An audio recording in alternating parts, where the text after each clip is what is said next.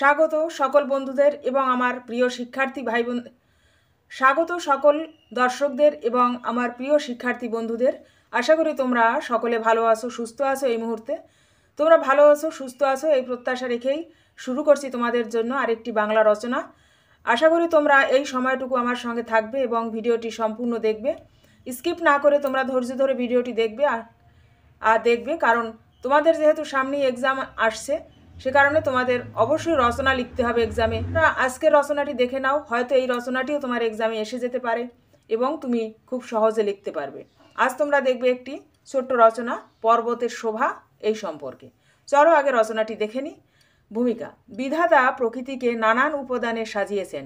আকাশ, চাঁদ, তারা, নদী, পর্বত, অরণ্য, পাহাড়, গাছগাছালি, বন বনানী, পাখি, পশু, আরও কত কী।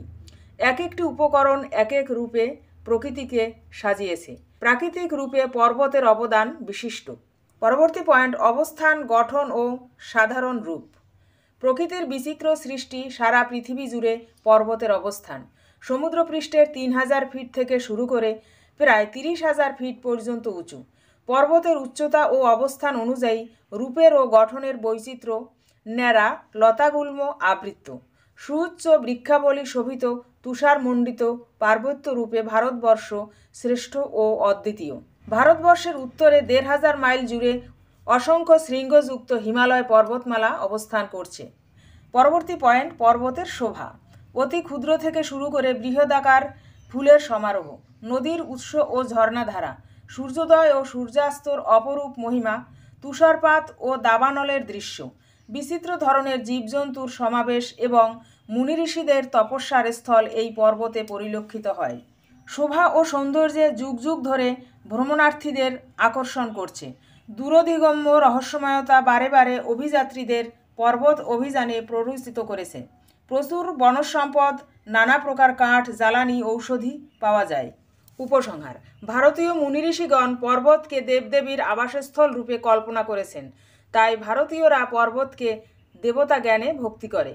পর্বতের মহত্বের কাছে মানুষ নত করেছে। পর্বত মানুষকে নম্র ও বিনয়ী ও ধৈর্যশীল হতে শিখিয়েছে। বন্ধুরা, রচনাটি এখানেই শেষ হলো। ভিডিওটির দ্বারা তোমরা উপকৃত হলে অবশ্যই তোমরা তোমাদের মতামত জানিও একটি লাইক, কমেন্ট, শেয়ারের মাধ্যমে। আর তোমরা এই ধরনের বিভিন্ন বিষয়ের উপরে আরও রচনা যদি পেতে চাও, এই ভিডিও ডেসক্রিপশান দেখবে, সেখানে রচনার প্লেলিস্ট লিঙ্ক দেওয়া থাকবে। সহজ পাঠের উপরে কিছু ভিডিও আছে, সেই ভিডিওগুলো তোমরা তোমাদের প্রয়োজন অনুযায়ী দেখে নিও। আজ এখানে শেষ করব। তোমরা সকলে ভালো থেকো, সুস্থ থেকো। ফিরে আসবো আগামী দিন আরেকটি ভিডিও নিয়ে। তোমরা ততক্ষণ এমবি পাঠশালার সঙ্গে থেকো। সম্পূর্ণ ভিডিওটি দেখার জন্য ধন্যবাদ।